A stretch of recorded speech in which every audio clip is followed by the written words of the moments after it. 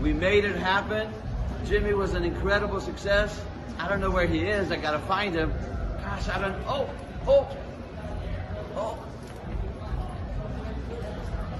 Oh, yeah, George. Oh, George. Right George. here. Yeah. We did it, brother. Yes, we hey, did. Thanks to Dan. You know what? And in the ring with Dan and Benny. Hey, brother, man, hey, he's about the most cat. I just love him to death. I love you. Thanks for having me. Hey, you're the best. I'm telling you, brother. In the ring with Dan and Benny. Yeah. We love you. Thank you so much. Dan. Mwah. Oh, yeah.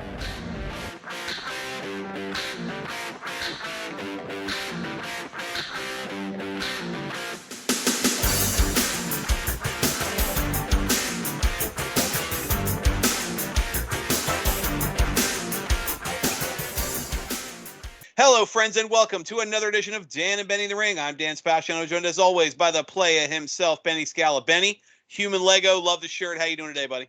Well, Dan, I got to say I'm absolutely basking in my glory as a result of my epic, although maybe tainted victory last week in the 30. So I'm now a 4-time champion. Just bypassed Shohei Baba and Dusty Rhodes, and I'm setting my sights on Harley Race. And by the way, check out the background.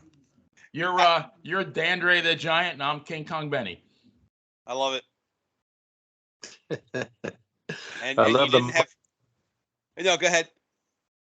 The family. I love the banner there. Oh yeah, the latest pro wrestling T-shirt. There you go. It was nice that you didn't have to turn off my microphone to beat me this time. That was always just a nice touch. Yeah. No, we always have fun with that. But obviously, he already complimented your banner, and we'll get to talking the shirt here in a little bit. But Benny, why don't you tell everybody who's joining us this evening? Absolutely, Dan. We have another great guest who I know has more than his share of stories, and he's wrestled for the WWF, Jim Crockett Promotions, the UWF, Florida Championship Wrestling, and many others, in addition to doing a little bit of promoting by himself. And I'm pleased to introduce Mr. Rick Allen, also known to the wrestling world as Sunny Beach. Rick, welcome to Dan and Benny in the Ring. Hey, thanks for having me, guys. I appreciate it. Our pleasure. Now we appreciate the time. You know, Rick, we'll get right into it. We always start with the same question. No two answers have been the same. We love how different the answers have always been. So from a purely fan perspective, when did the wrestling bug bite you? I know you grew up in Florida, which is really one of the hotbeds of territory wrestling at the time. Oh, yeah. I grew up right out of cartoons, right into pro wrestling. You know, Saturday mornings, championship wrestling from Florida was really big. Gordon Soley. And, back then it was like, probably 9-10 years old when, I saw Dusty Rhodes on TV, and I said, this is what I'm going to do the rest of my life. I'm going to be a pro wrestler. I told my parents that, and they just laughed at me. But, then I started telling my friends that and everybody else, and I kept telling them that. And I guess that was the wrestling bug in me. And my parents took me to the shows down to Jacksonville Coliseum and, the mid-'70s, early '80s. And I just got ate up with it. Dusty Rhodes, Jack and Jerry Briscoe, Mike Graham, Steve Kern, the Sack. It was just such a great time in pro wrestling down in Florida. Sweet Brown Sugar, Barry Windham. I mean, it was such a great territory. Harley Race would come in all the time and defend his belt. The Funks, Terry and Dory Funk Jr. And I mean, it was just a great hotbed of wrestling. Nice. It's funny. A couple of those names have popped up on and off. Steve Kern was actually just on the show a few weeks ago. So it's crazy how often, even all these years later, Florida still comes up. But I want to follow up to that. So you're a fan, you're watching on TV, you're going to the local shows. And you said pretty much from the beginning, I'm going to be a wrestler. You went, correct me if I'm wrong, you were an accomplished wrestler in high school, and you went to school with the daughter of wrestling legend Don Curtis. Did that help at all? Was he or that connection involved in your wrestling journey? Well, it kind of was. Right, people that went to wrestling from Florida. Hiro Matsuda was down there. He was training actually Lex Luger and Ron Simmons at the time when I first started out down there in 1985. And I would come in and I would do, I was, enhanced talent every week. And I'd handed to me.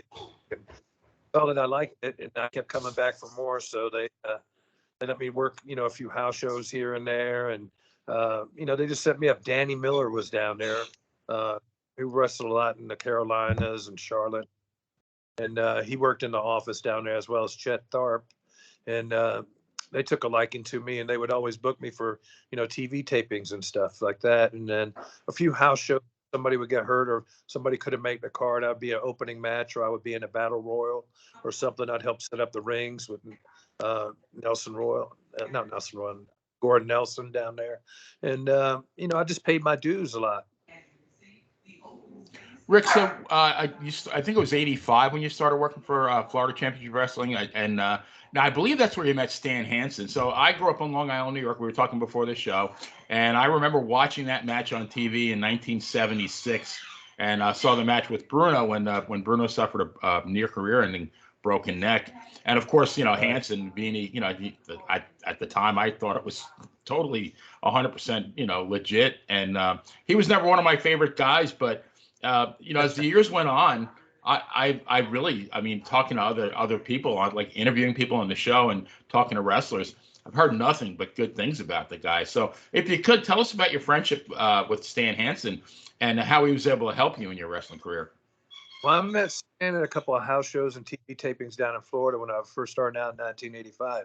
And then in 1988, I got booked to do No Holds Barred.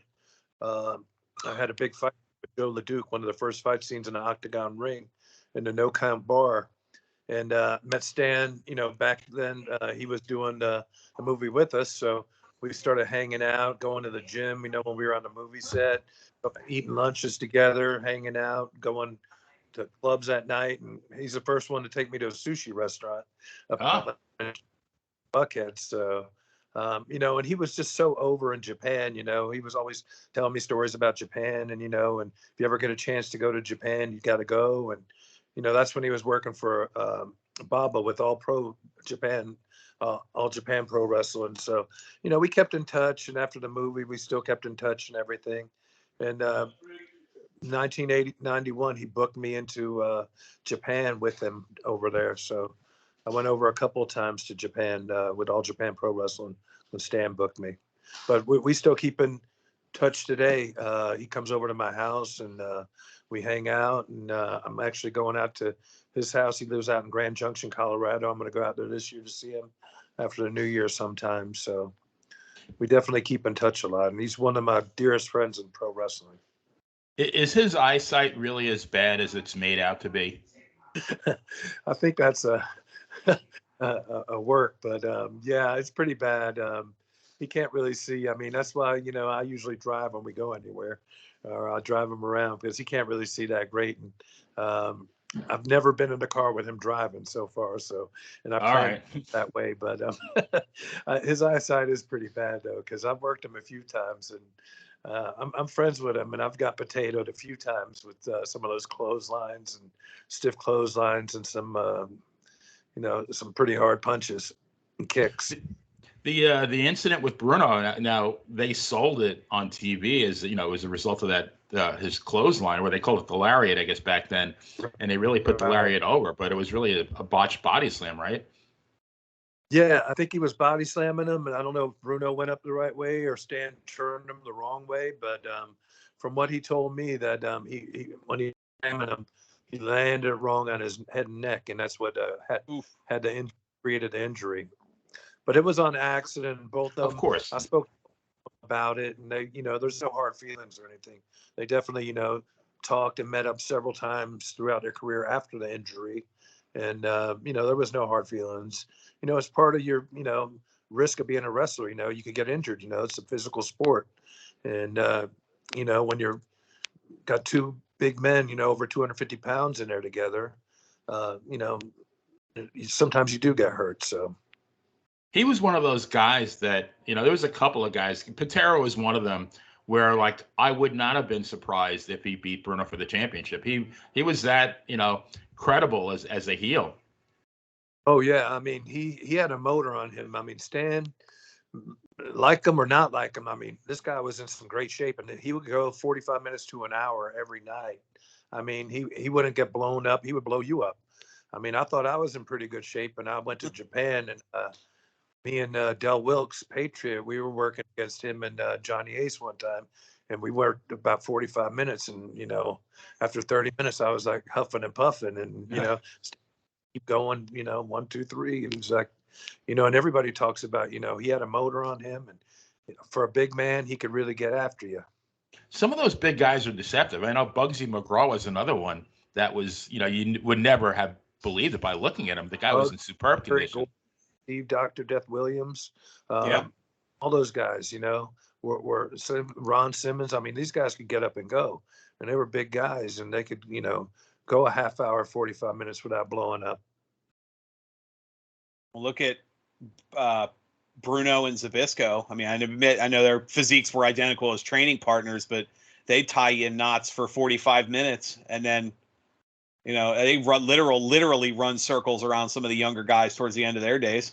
Oh yeah, I mean, just back then it was, back in the 60s, 70s, 80s, that's when wrestling was, in my book, more legit and real, and it was still kayfabe back then.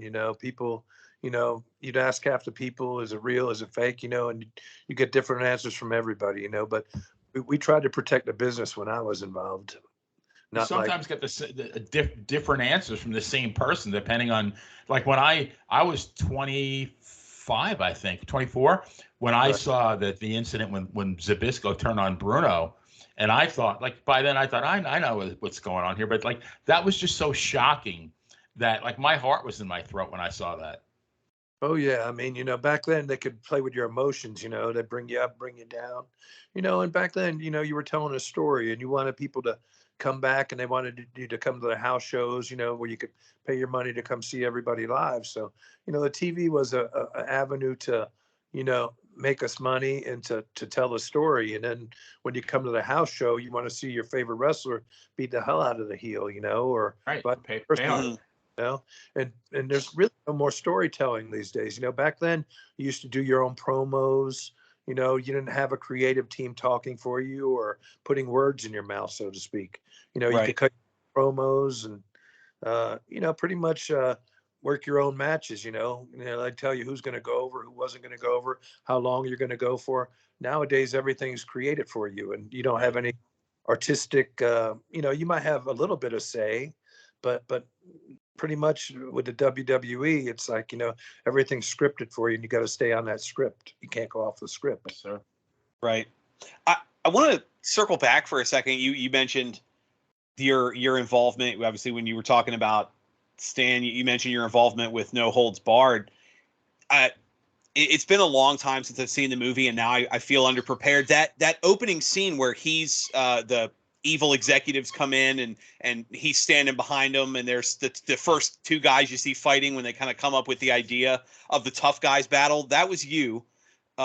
You were in there, and I wanted to expand on that because the story goes, excuse me, that you got a call from Pat Patterson not only offering you the part in that movie, but also a spot wrestling after that. I mean, coming up in the territories at this point, you still had some pocket territories, but WWF was really the big boy on the block already, and the future looked bright. How surreal was that, getting the call from Patterson and knowing what that next step meant?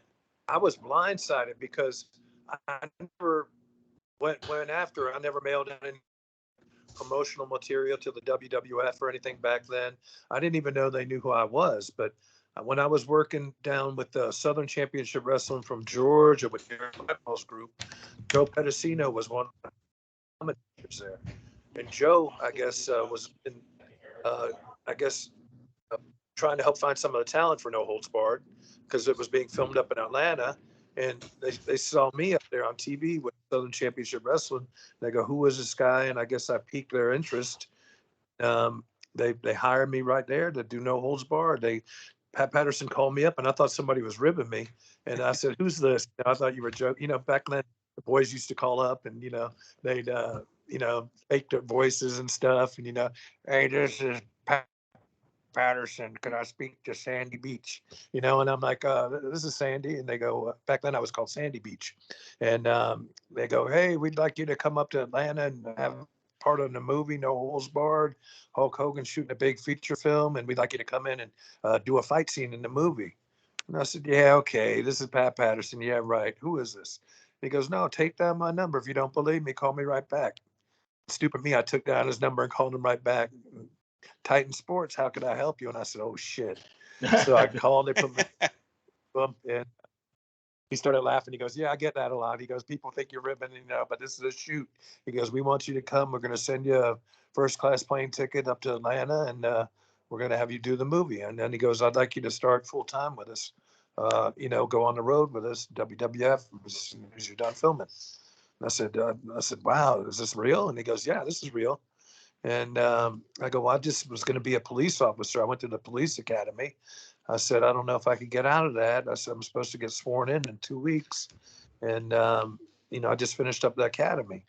So he goes, well, let me see what I could do for you. I'll call you back and I'll give you a guarantee. He goes, what's the police department going to pay you? And back then it was like $30,000 a year starting pay in the Jacksonville Sheriff's Office. You get a take home. You could work off-duty employment in your uniform. So I said, okay. So I lied to him. I said, oh, I'm going to make about $50,000 for my first year and $75,000 for my second year. So he calls me back. He goes, oh, I could get you about $150,000 my first year and $200,000 your next year. I'll give you a 2 year. Yeah, okay. So he goes, what's the work? He goes, if you don't like the wrestling, he goes, you can go back and be a cop anytime, he says. And he was right. But I never went back. I stayed wrestling. So for 15 years, that's what I did. I wrestled professional and got to see the world for free and had a great time. So I have, before I ask my next question, I have to ask, because I know that you wrestled in Stampede. I imagine that Patterson was one of the more imitated voices in wrestling, but I did you ever get a call say, hey Rick, this is Stu, big bastard, yeah. I mean, yeah, Stu. I got to meet Stu several times, and Owen's the one that got me booked up there with Stampede. Okay. When I left WWF, there was still a handful of territories you could still work at, like World Class down in Texas was still going. AWA was still going a little bit. Right. Who else was Japan, and then Stampede. Memphis was still going, maybe Florida for a bit. Yeah. Florida, back when Dusty was booking down there. I think Kevin Sullivan, Dusty, and I forgot who else was down there doing and the of booking. course Crockett for a while. And Crockett was still a little bit, but not much. But Memphis was still going strong too. Right. Continental, I don't know if the Fullers and Armstrongs hung it up yet or not, but they were doing some. There's a lot of independents going around in Florida, Georgia, and Alabama. I was getting booked all over the place. So even in New York afterwards, Tommy D was booking shows, Universal Wrestling Superstars. I worked with him a lot. Dennis Carluzzo, Bob Raskin, Rob Russin with the IWA. I worked with him back when he was on Sports Channel America. So, I got to, work a ton of independent shows. I got to work a few of the good territories, Florida, Georgia, Southern Championship, Stampede, Japan. I worked for Global a couple of times. I did. Yeah, that's right. With Global. So, I got to travel a lot. I went to Puerto Rico, not for Jose, Gonzalez and Carlos Colon. There was a upstart promotion going down there, Hercules Ayala, Jose Luis Rivera, Jose Estrada, TNT, Juan Rivera. They were running opposition to Carlos and them down there, Hurricane Castillo. So I went down there a couple of times. Me and Jeff Gaylord, we tagged down there in Puerto Rico a few times. In and out. Yeah. So I had a pretty good run, going all over the world.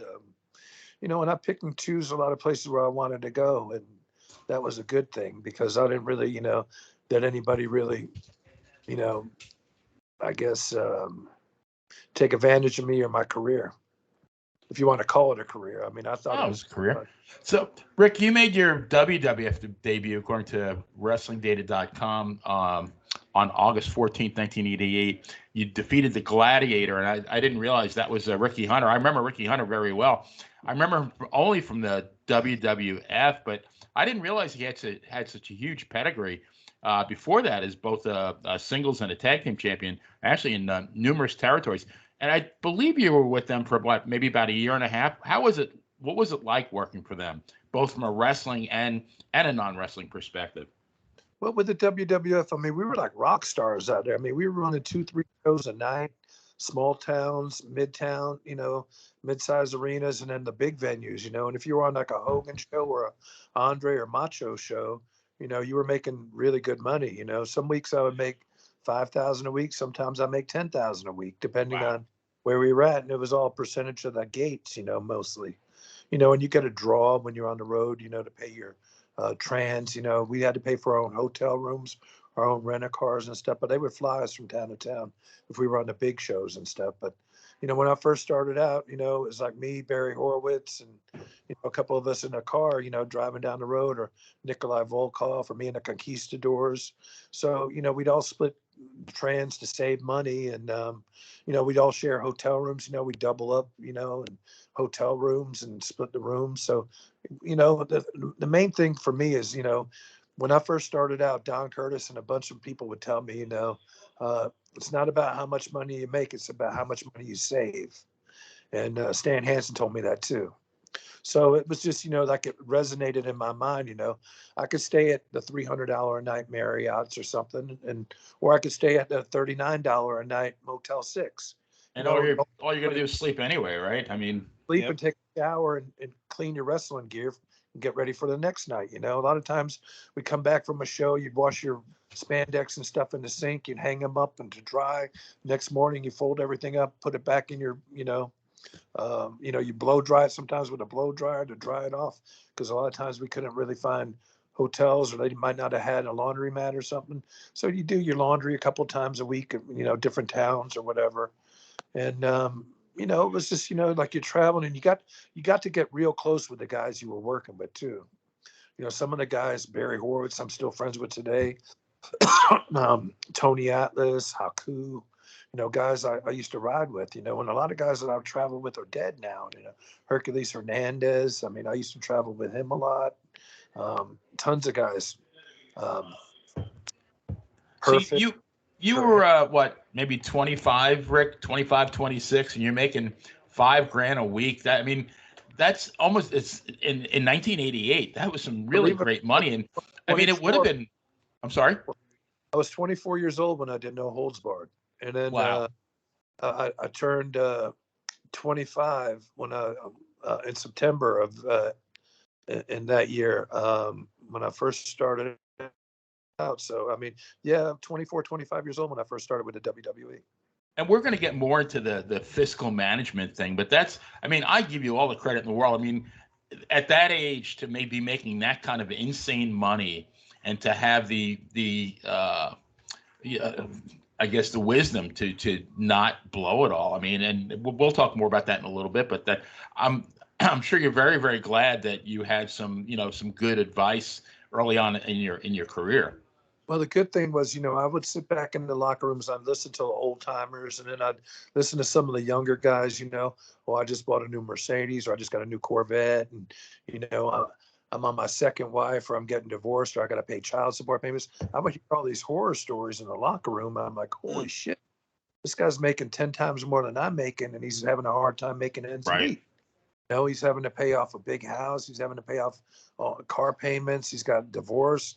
He's got child support he's paying. He's paying private school for his kids. And I'm like, and then they're going out, spending, $500, $600 a night at the bars, or some guys were doing recreational drugs, buying cocaine and pills and everything. Crazy. And I'm like looking at all these guys, and I'm like, why are you blowing your life on all this stuff? Some guys flat out junkies, but they could, a lot of guys were taking pills because they were hurt, and it would mask some of the injuries and give them some relief. Guys would take pills to go to bed at night. They'd take pills to wake up in the morning.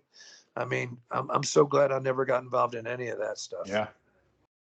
I mean, just in the last, 2 weeks, we've seen Ric Flair launch a brand of chicken wings and make an announcement for he made an announcement for a marketing campaign related to a Ric Flair themed crypto coin. I mean, I don't foresee either or the Woo energy drink. And I hate to sound like I'm picking on him. It's just all this happens recently. I'd hate to say that I don't think he's doing that if Ric Flair had some more money in his pocket. I can only imagine how much money he made. Well, like Ric Flair would go out, he'd buy the whole bar a round of drinks. Yeah, he was making top dollar and he was a top guy for a lot of years. But when does it end? I mean, he has what, 3 or 4 failed marriages? I Not think 5. bragging guy, and he's got kids that he probably had to pay child support for growing up too. And then now he's got he probably has some bad investments along the way. People probably took advantage of him, and now he's got to do this stuff just to survive and make Right. ends. I'm sure he's probably still got a ton of money left. I would hope. I would bet not, but who knows? Yeah, I still think that one of the last interviews I saw him give, Roddy Piper talked about being caught in a death loop. He had so little money left, he had to wrestle again to kind of catch up. But then the wear and tear of wrestling is more medical bills. Then you have to keep wrestling to catch up to where you were when you were wrestling, and it's just a cycle. And that's when he I forget exactly what he was saying, but his whole point was he's like, I've got money put aside that I won't get to touch till I'm 65, and he's like, I'm not going to live to see 65. And it's sad how many. I mean, Benny, where it's episode 156, Rick, we must have heard 100 times horror stories, not of our guest people they know, people they worked with, of guys making. I mean, like you said, 150 grand. 1988 is almost 400,000 today's money, and guys making $10,000 a week, spending $10,000 a week, retire. They have their last match and they got $50 in the bank. Well, Dino Bravo, God rest his soul. I mean, this guy had a big house up in Canada. I mean, he made a lot of money. Over 20 years. In the business, and he made a ton of money. But then, once he got out of wrestling, he didn't know what else to do. And that goes with a lot of these guys. You got to have a plan when you retire. I mean, I had a plan. I started my own security company, and I knew I couldn't wrestle forever. When I wasn't wrestling, I was going to college and taking, criminology courses at John Jay College in Manhattan. I got a security management degree. So I knew what I wanted to do, and I had a plan, and I had, stuff to fall back on, because I used to bounce when I was going through college, and I made a lot of good friends in the industry, and nightclub industry. When I wasn't wrestling in New York, when I was living here, or if I was working part-time, I would be bouncing, or I would be doing movie sets or bodyguard work in the city. So, I mean, I made a ton of money doing that. And that's when I started my company. And I invested in the properties when I made money. And I knew, I couldn't wrestle forever. But a lot of these guys, I hate to see guys, and I don't want to sound, conceited or anything, but I go to some of these, like the big events and some of these autograph shows and stuff like that, and I see the same guys. And I only go maybe once or twice a year to some of these things. Some of these guys go to every show out there all over the country. And I just stay local, and I don't really do a lot of stuff unless somebody asks me, or if somebody wants to pay me to come in, I'll do it. But I'm not going to spend my money to go sign autographs. I mean, I'd rather give somebody my autograph if they want it than to charge them $20 for it. Right. The way I was brought up. If your fans respect you enough, they're going to come up and ask for your autograph. I'm not going to sell it to them, and belittle myself. Yeah. If they're my fan, and I'm going to, take care of them. You supported me. That's why I'm here. That's why I have nice things now that I retired, because of the fans, a lot of them. But some guys don't look at it like that. They want to squeeze every penny out of people. And you Especially see some of the prices. I mean, we talked about it on the show, a week or two ago, some of the prices you see people charging at conventions today. It's crazy. But go ahead. Event, I'm charging like $100 for like a meet and greet, to take your picture or have an item signed. Or I'm like, are you kidding me? And like, I'll go there and I'll charge maybe $10 a picture, just where it's affordable, where it covers whatever I paid for the 8x10. But Yeah. then, I don't care. I mean, I'd rather just give it away. But that's I mean, not everybody's like me, but I mean, I see the same guys, and they're struggling because they didn't save their money. And a lot of these guys were top guys, main event at Madison Square Garden, and then they're, having to sign pictures for 20, $30, whatever. And then hopefully they'll have enough money to pay their rent this month, Yeah. That's I'm sorry. I was at I didn't mean to cut you off. I was at a Comic-Con here in Virginia. I don't know how many years ago. I'm trying to think now. It was when that documentary came out, Resurrecting the Snake, about Jake Roberts and DDP working together to clean him up and all. Right. Jake Roberts was doing promotional work for it, and he was charging $20 for the picture autograph. And he even said because he was talking with his fans, he was real, like, you could tell he was excited that there were still, that they still had all these fans all these years later. And he was saying like he could have charged more, but I'm here for you guys because between the crowdfunding and the popularity of the movie, like I'm alive because my fans still care about me. Sure. Literally, he felt he owed his lives to the fans, and that's why it was only $20. And I thought that was you could tell the difference. I've been to some events where it's random celebrity number 3, $500 for a picture autograph. Like no one is worth that. Period. No, I mean I went to this thing. I got hired to do security. One of my former friends is a big promoter and gets a lot of like athletes and stuff. But he brought in Mike Love of the Beach Boys to I think it was like a chiller thing over in New Jersey, like Chiller Theater or whatever. And he made a ton of money. I mean, just Mike Love must have signed over 1,000, maybe 2,000 autographs that weekend. It was like a Friday, Saturday, and Sunday afternoon. And I was bodyguarding Mike for 3 days, him and his wife, driving him back and forth to the event, taking him, back and forth, picking him up in the morning, driving him back home and to the hotel he was staying at. So I was with him the whole time he was signing next to him so nobody would get too close and all that. So, a lot of these guys, and here's Mike Love. He's made millions of dollars, in the entertainment, music industry. And hasn't really been out there. And this was like the first time he's really done one of these big signings. And he made a ton of money. And, it's just going to show you how much money's out there for some of these guys that don't do it on a regular basis. But some of these guys that do it on a regular basis, it's like they just sell themselves short, and that, people don't want to see them anymore. They keep coming to these shows and it's the same people, Right. How many times are you going to get like a Tony Atlas's autograph or a Honky Tonk Man or a Jake Roberts? It's the same people at the same shows. Yeah. I mean, not trying to belittle them. I'm friends with all of them, but some of these guys, they have to do it while they made top dollar in this industry. And some of the guys that really need the help, there's no help for them. We never had any like insurance programs, or we didn't have a retirement fund, with the WWE or any other wrestling groups. Nobody thought about saving money for a rainy day. So, I mean, I started saving. I would save over half my paycheck. I would put half in savings and I would live off half, and that's how I was brought up, try to save for a rainy day. So I got lucky. I mean, I didn't make the most money in the wrestling business, but I didn't, make the least either.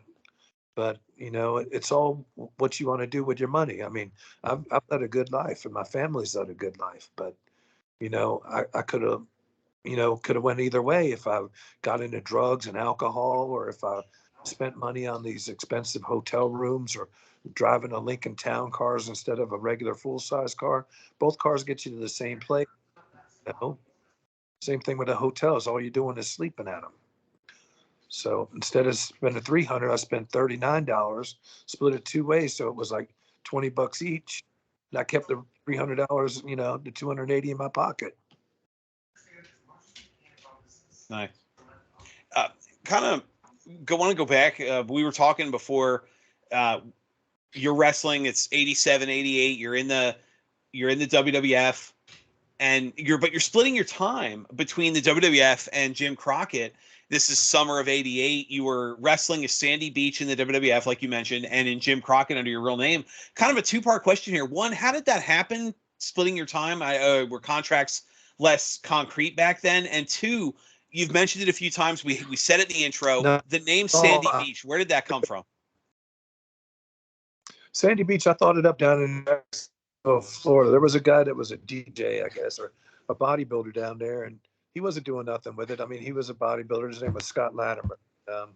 He used the Sandy Beach down there, but it wasn't like, he was a wrestler or nothing like that. Then I started using it when I went to WWF because it was like a surf name, and I tried to do like a surfer gimmick type gimmick. I wanted to do a surf gimmick, but they never really gave me a gimmick with the WWF. I just came out there in the spandex and the blonde hair and tried to get over. But nowadays everybody has it, with WWE or whatever. But back then, I never wrestled with Crockett Promotions, so I don't know where you guys got all that from. I never wrestled under Rick Allen, only in championship wrestling from Florida when I first started out. I used my real name, Rick Allen, down there. But then Sandy Beach, I just thought, being from Jacksonville, Florida, and I was always hanging out at the beaches. That's where the name came from. So Sandy you weren't Beach. in '88. You didn't wrestle outside the WWF. I only wrestled WWF in '88 and '89.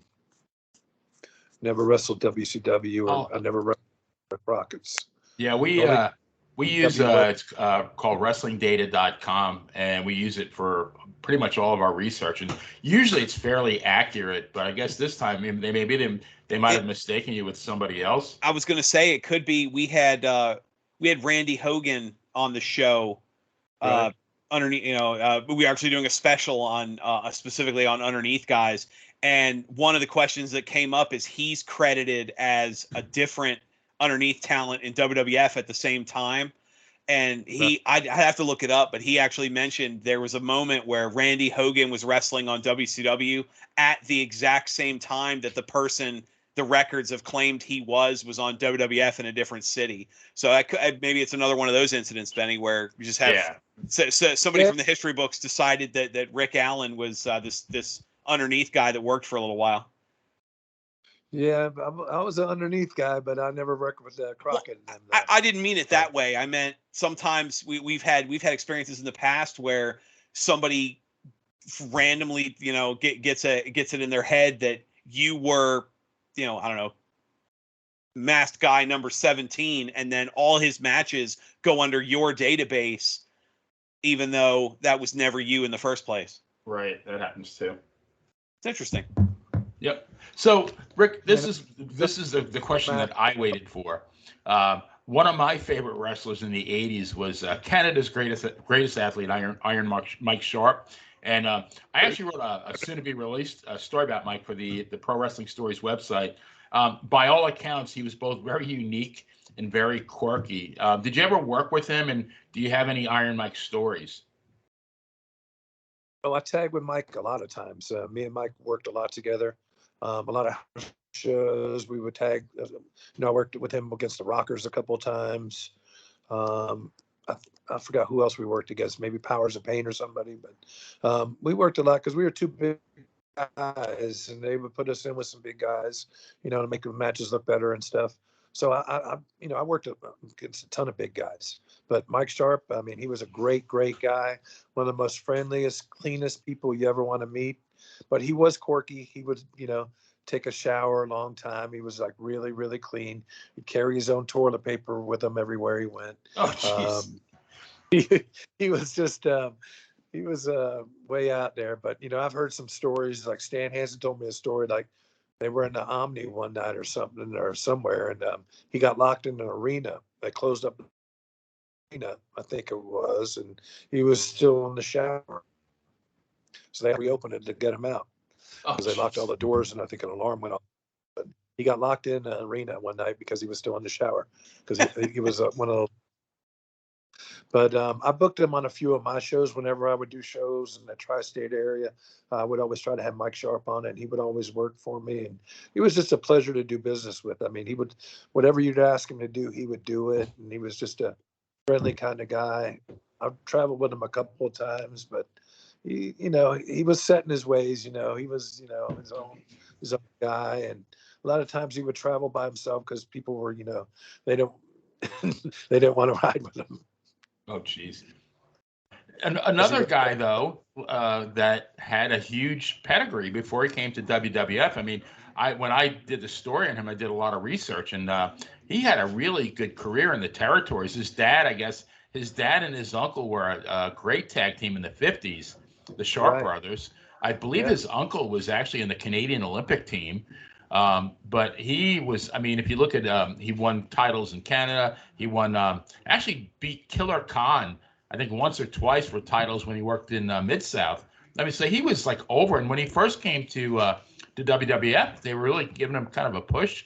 And I Yeah. think he actually wrestled Backlund I believe in the Gardner in Philadelphia, in a very competitive title match. But then after that, then it was they gave him that wimp gimmick, and pretty much he just slid right down the card. So I mean, I always enjoyed watching him work. I thought he was great in the ring, but I mean, I've heard so many stories about him with just being a very peculiar kind of guy. So Well, like you said, he was kind of quirky, but he was set in his own ways. He was very family orientated. He took care of his mother in her later years and stuff. And he was another guy that died way too soon. And he wasn't a partier. He wasn't, into any, he didn't have any vices or anything, but he was just set in his own ways. And, we all respected him in the ring. I mean, he was a great technician, great hand. yeah, And his work was excellent. I mean, I don't know why he never got pushed more than he did, but I think his skills on the mic were lacking. That's probably the only reason that they didn't really push him. But they could have put him with a manager or somebody that could have talked for him, Captain Lou or Freddie Blassie or one of those guys at the yeah. time.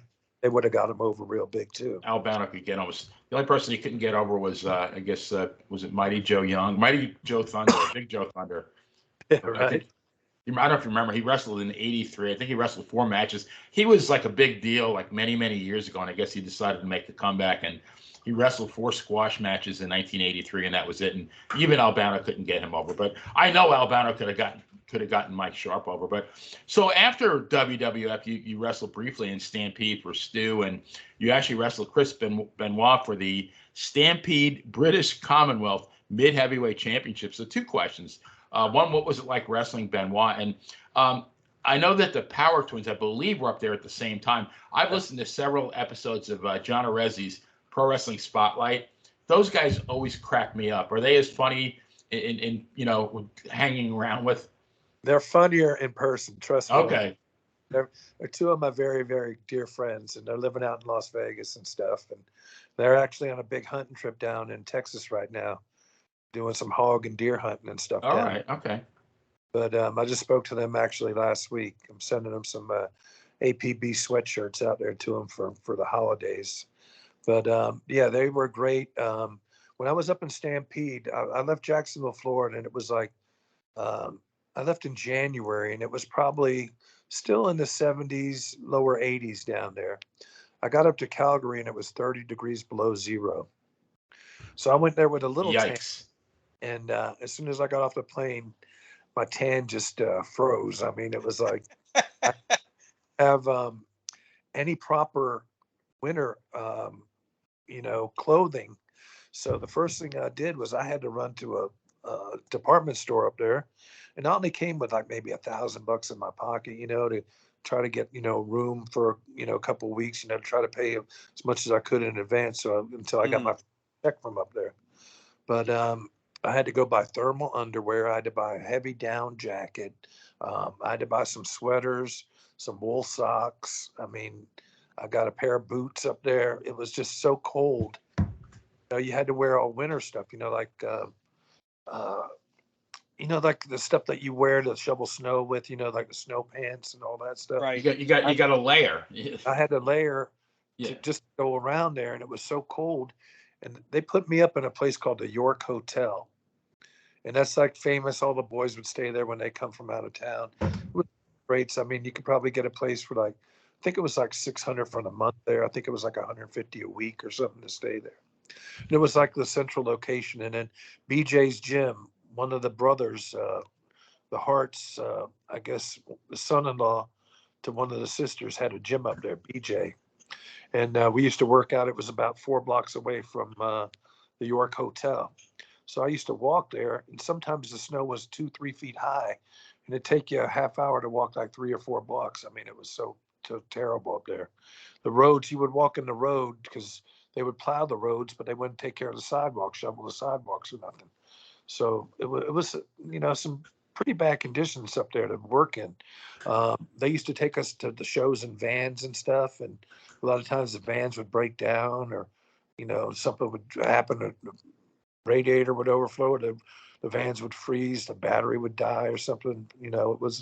Wasn't a good place. I had to take a railways bus back from Edmonton one time because the van broke down. So, it wasn't a very great territory that I really liked a lot because, there was so much, adversity going on up there with the weather. And I just hated the cold, cold weather like that. It was brutally cold. Especially coming from Florida. Right. Oh, it was treacherous up there. I mean, I was afraid to get killed on, sliding off the road in the black ice and, the roadways, the conditions. I mean, we spun out a couple of times up there in the van we were in. Yeah. Larry Cameron was up there when I was working up there. Johnny Smith, Beef Wellington, Mike Shaw, Norman the Lunatic, or Bastion Booger, whatever you want to call him. He was there at the time.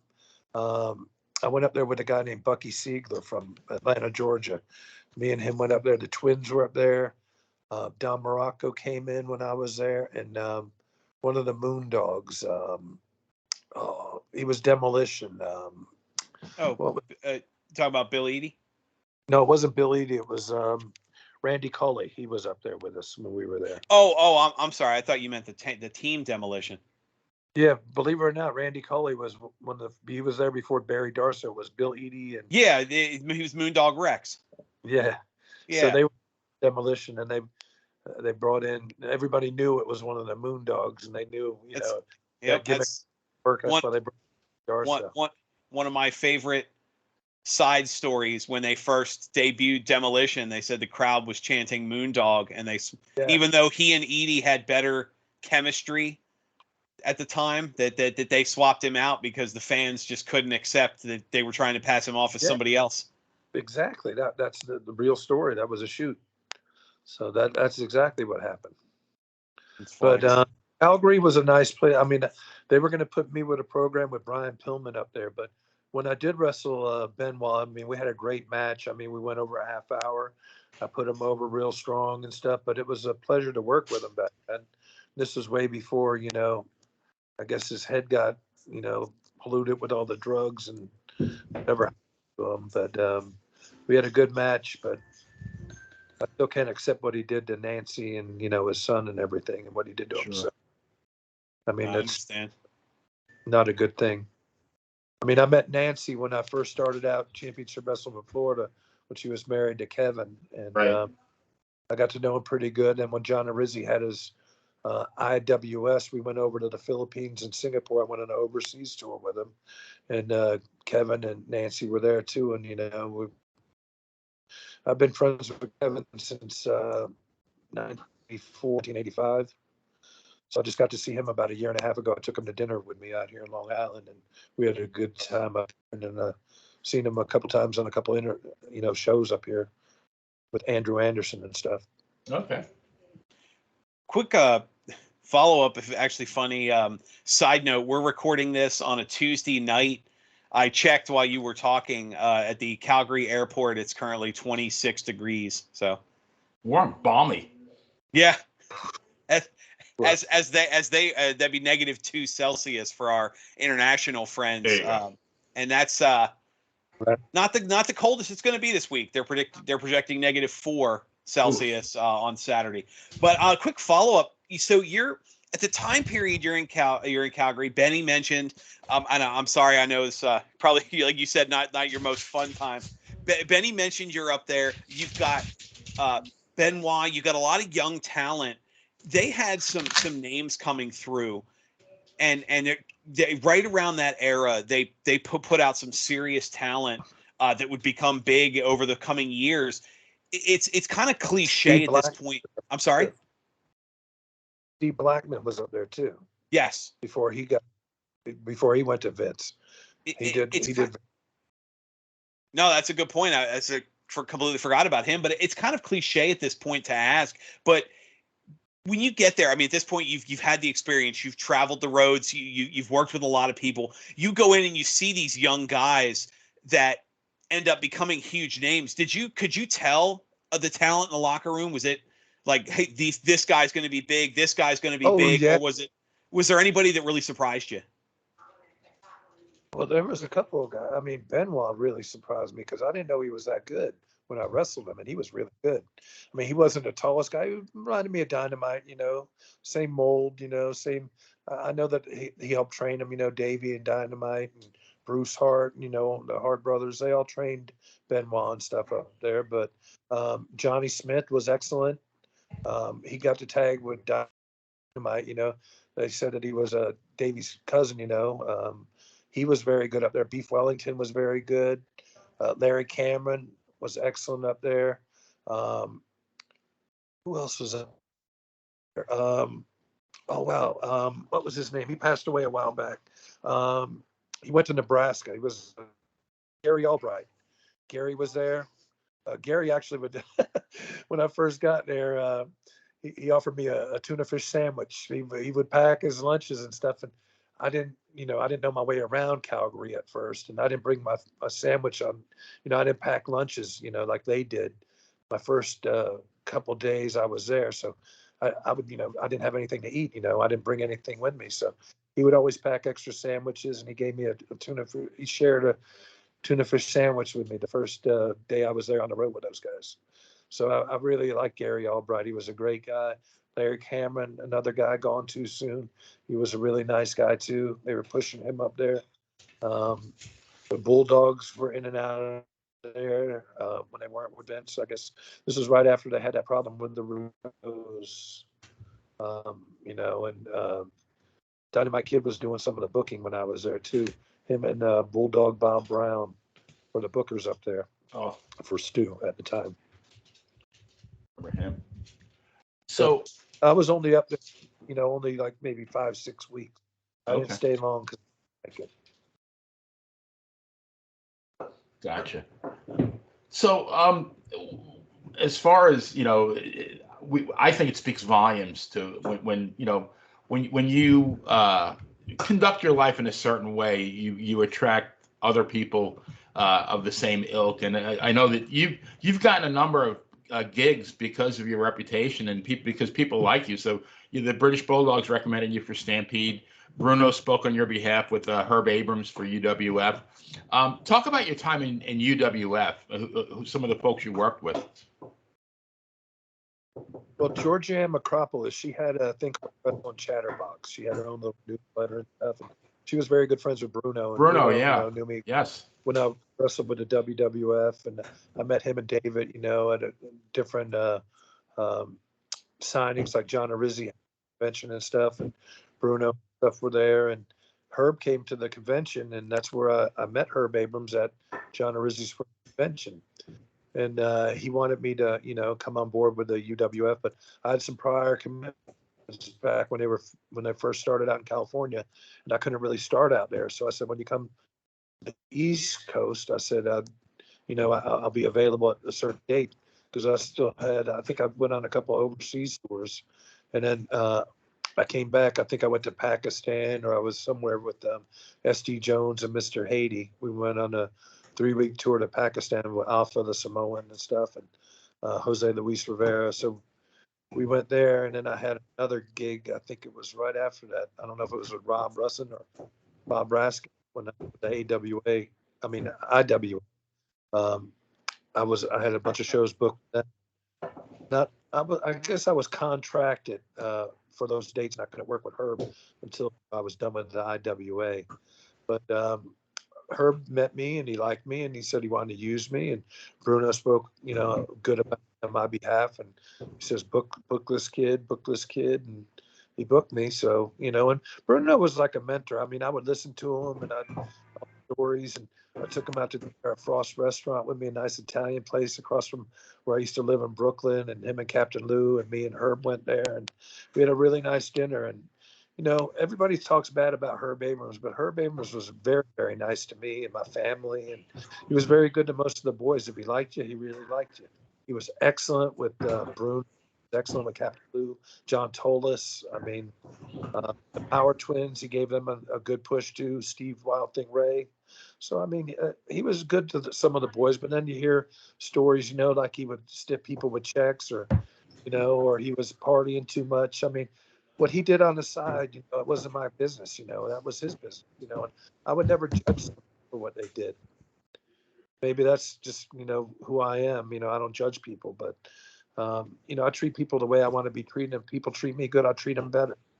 So that's how I was with Herb. But people ask me, did Herb ever bounce you a check? Yeah, he bounced me some checks, and he always made good on them. So I don't have anything bad to say. I mean, he tried. Everybody in the business wanted to work for Herb. Andre the Giant. He was a couple tapings out there in California. Rick Rude, Greg Valentine, Honky Tonk, Sid. I mean, you name it. The list goes. Jimmy Snuka, all the Bob Backlund. I mean, every major talent wanted to work for him. Ivan Koloff and Bob Backlund at Pro.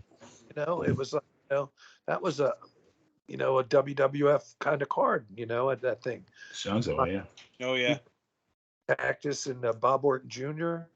I mean, he had endless supply of talent, but he just didn't have an endless supply of money, and he didn't have the right people around him behind the scenes to help, bring the promotion to the next level.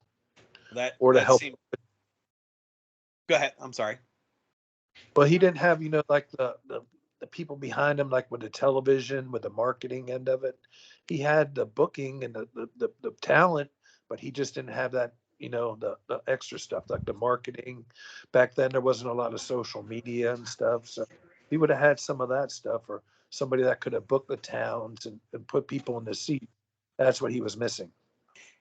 That seemed to be the Dark Side of the Ring episode that they did on him. That seemed to be the general consensus, is if he had a social media platform or dedicated, like you said, dedicated booking staff that knew how to set up the venues, he would have been a lot more successful. I mean, he had, look, he went out and he got the MGM Grand, and he got them to sponsor the show out there, Blackjack Brawl. I mean, what kind of guy could go in there just with a, meeting with somebody and not put up any money? I mean, that's the type of person Herb Abrams was. He would fall into a pile of shit and come out wearing new boots. That was like, I mean, he was very well liked, and he was a joker. And believe it or not, he did a lot for charity too. I mean, Christmas time, I used to run a promotion. We used to help out. I was vice president of a Long Island Children's Foundation. We used to, go get gifts for handicapped children and bring them to less fortunate children and stuff like that. And Herb was right there. He would be at all the shows. He would hand out gifts. He would help. He would give UWF shirts out, UWF hats. He spent his own money buying toys for kids, and a lot of people never saw that, but I saw that firsthand. So I respected the man. I mean, what he did on his own time. Did he like cocaine? Did he like hookers? Yeah. But, he wasn't married when he was doing all that. And I'm not his boss. I wasn't his father. I was just a friend. I wouldn't condone what he was doing. I'm a family man. But, if that's what made him happy, so be it, Yeah. I brought him up earlier, and I hate to keep beating him up. We had some, we talked about the wrestlers coming and going, and obviously you had a lot to say as far as money and time. One of the things that comes up a lot, and it ties to money, and we touched on it earlier, is that a lot of wrestlers, for one reason or another, they always seem to want to keep stepping back into the ring past their prime. And it's kind of been beaten to death. We talked about it a lot on the show. I think probably one of the best examples of that, or worse, depending on how you want to look at the question, is Ric Flair's last match. They had the big spectacle. It was Ric Flair and Andrade, Jeff Jarrett and Jay Lethal. Ric Flair, he passed out on multiple times during the match. He was slow, kind of sluggish. He claimed he was dehydrated. The story came out later. He was hydrated, just with the wrong kinds of fluids. And it was I don't want to tarnish the legacy any more than we kind of shit on him a little bit tonight, but it was an embarrassment. It was sad to watch. and he's back on AEW, going on social media saying he'll gladly take a bump if they want him to. I'm curious what your thoughts are. It's kind of my last question to you for the night as we get ready to wrap up. But what are your thoughts on the wrestlers that just can't seem to let it go? Well, when I first started, the first major wrestler I ever wrestled against was Ox Baker. And he was well past his prime when I wrestled him. And I wrestled him at maybe 22 years old, 21, 22 maybe. And he was way in his 60s by then, I would say. Wow. And, he was, almost like, with like Mickey Rourke, the wrestler, the movie. I mean, I thought he was spot on with his portrayal of, Randy the Ram, a guy that, was on top. Then he lost everything. Then he's living in a trailer and, sleeping in his van and stuff like that. So many guys have done that, are doing that right now. Look at poor superstar Billy Graham. He made a lot of money in his business, but, the steroids and, everything took advantage of his body and, knee replacement, hip replacement, ankle fused, problems and stuff towards the end of his career and in life, and nobody would help. You got a GoFundMe page, it's sad. It really is sad that these guys, like Ric Flair, like you said, he was well past his prime. He should have never gotten a ring for a retirement match. His legacy is maybe tarnished because of that, that last match. But what he did all those years, he carried WCW for all those years on his shoulders. And his interview skills and, everybody, woo, woo, woo, that's the catchphrase, the woo. But, you don't want to be that guy. You don't want to be a guy in his 60s or 70s getting in the ring. God bless him. Chick Donovan, he wants to be known as the oldest pro wrestler to wrestle a match. He's still wrestling today. I wrestled with him years ago down at Peach State Wrestling, Georgia Southern Championship Wrestling. And he's still going, and he still looks good. Chick Donovan, the Golden Boy. And, he had a very long, prestigious career down in Georgia and Tennessee, and he worked WCW talent and stuff. And I mean, he was on Georgia Championship Wrestling for a long, long time. And he's going today, and he's got to be in his late 70s, but he wants to get in the World Book of Records as the oldest professional wrestler. And if that's what he wants to do, God bless him. But he still looks good. He can still work. But some of the guys got to know their limitations and know when to get out. And I got out in 2000. I only wrestled 15 years, and I didn't want to go, and I didn't want to embarrass myself. I still don't want to do that. People ask me all the time, "Oh, you could still get back in the ring." I don't want to get back in the ring. It's been 23, 24 years since I've been in the ring. Now I don't want to go back. I have knee replacement. I had a heart attack. I had quadruple bypass surgery, and I'm 60 years old. My body still hurts every day getting up for all the abuse I did those 15 years of my body. That's well said. And I think from the experience, I respect that. Benny, we wrap up tonight. Final thoughts to you? Well, Dan, we didn't make any baseball references, so I saved it for now. And I wasn't even going to do it, but just, based on what Rick just said, I remember one of my favorite things as a young baseball fan was watching Old Timers Day at Yankee Stadium. And I had very vivid memories of, this is the late 60s, so 68, 69, and Joe DiMaggio getting up and hitting a ground rule double. And he would have been maybe mid 50s at that time, but it took him about, I went out and got a sandwich, and he was still lumbering into second base after I made my sandwich.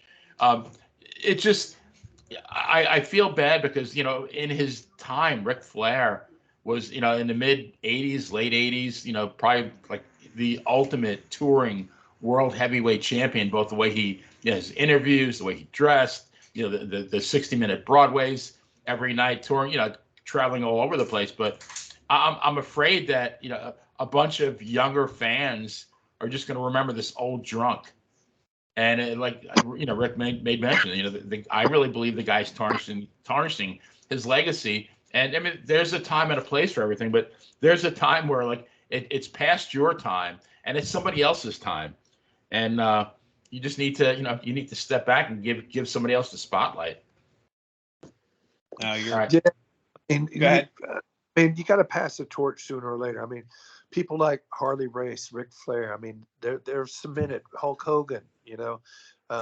Some of the three, Jack Briscoe. I mean, all these old timers, Dory Funk Jr., Terry Funk. I mean, all these guys, paved the way for all of us to come in. And then, you got to know when to die. I mean, Terry was still wrestling until he really got, the dementia and all that stuff too. But Terry wasn't doing it as often. Yeah. And he was more hardcore and stuff, and people wanted to come see Terry Funk. Ric Flair. I mean, all those years with WCW and World Championship Wrestling, and even WWF. I mean, they wanted to see him, and he gave them their money's worth. While in his prime.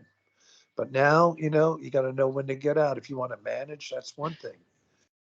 But you shouldn't be working. Maybe commentate or something. Yeah. Commentating would be excellent, or maybe even going on the performance center and teaching the kids how to talk and do interviews, promos, or teaching them, share your knowledge.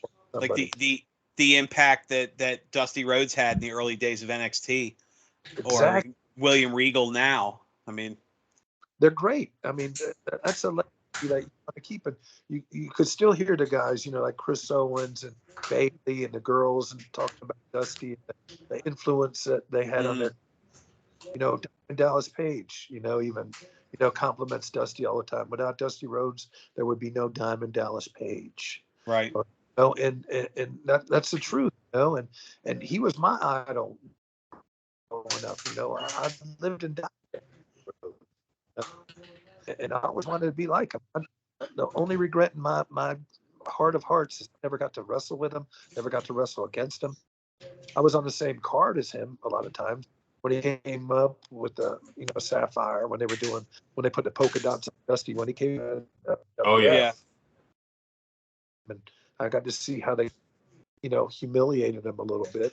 I never really liked that gimmick for him. He should have never did that, but maybe he needed the money. I can't judge anybody. I don't know people's circumstances, and it's not my place. But I thought it was kind of humiliating a little bit when they put the polka dots on him. But I guess if he was okay with it, I'm okay with it. Somehow he made it work. He not just made it work. He was polka dot. Dusty was one of the biggest stars in the world. Yeah. I mean, if you would have saw Dusty, and I'm sure, Benny, you've seen him, back at the Garden when he was, his big feud with Superstar Billy. Oh, Graham yeah, absolutely. What a match that was. That was magical. That was you talk about two guys with charisma off the charts that had the crowd eating out of the palms of their hands. Like that was wrestling. I mean, that was, that wasn't entertainment. That was wrestling. Even the Florida Championship, Dusty and Assassin, Jody Hamilton. I mean, I got to see some of the best matches, growing up as a kid, live and on TV. I mean, and that's what really made me love the sport of wrestling. And, put me where I'm at today. And I thank God every day that I got a chance to live out my childhood dreams. Very few get to say that, and so that's good on you. I'm still. No, go ahead. I mean, it's just, like so many guys that I grew up with watching and stuff, they're not here anymore. And some of the guys should have been here a lot longer, if they would have taken a little bit better care of themselves, or if we had a retirement program set up for the wrestlers, insurances and, like just, guys getting taken care of. Every time I hear that, Vince McMahon's $1 billion company, how much would it really cost for them to put up a little bit of money aside for the guys to have a retirement? Yeah, set aside like 1%, and every gate or every dollar or something. Some of these guys are dying homeless and destitute, or don't have like old age homes or something to live at, or families. to take care of. That's the sad part. They become wards of the state now, and the state's got to take care of, the guys that we used to look up to and grew up with and stuff. It's just so sad on every level. You're getting $200 million a year just for broadcast rights to Raw. You telling me you can't have a pension program or something? But they should have, paid for our insurances. Now these guys are hip replacement, knee replacements, back surgeries, neck surgeries. All these guys are hurt. Stan Hansen had 2 knee replacements, 2 hip replacements, shoulder replacement. He needs his wrist done. These guys, sacrifice their body for the name of the sport, for the sport of wrestling. And get guys. Now guys are paying, the ultimate price, living in pain every day of the year, after they retired. Yeah, guys, I as the youngin here, guys younger, I younger than you and Benny, with more metal in them than a toolbox at this point. Oh yeah. But Rick, I can't. Oh, go ahead. Oh, I'm sorry. I thought you were saying something. No, I can't thank you enough for your time. We always love hearing, especially the road stories, and you've had so many good ones. We didn't even get to talk about your time in Japan and so many other things, so we're definitely going to want to have you talk to you again in the future. We'll get in touch with you. But before we let you go, before we wrap up, any of your fans out there, where can they find you? Well, usually on Facebook under my name, Rick Allen, or Sandy Beach or Sunny Beach. I'm trying to put together a little website now with the Sunny Beach website. I just re-trademarked my name stuff, so hopefully I'll be out there soon, and maybe people could buy, like shirts or T-shirts or hats or beach attire, or if you want to get an 8x10 something, they want to put up a little like a store, like an internet store for me. So, a couple of my fans are talking about doing that. So I've been, hesitant, but, I guess if they want it, who am I to say no? Absolutely. I love it. Well, Rick, thank you so much. Again, great stories.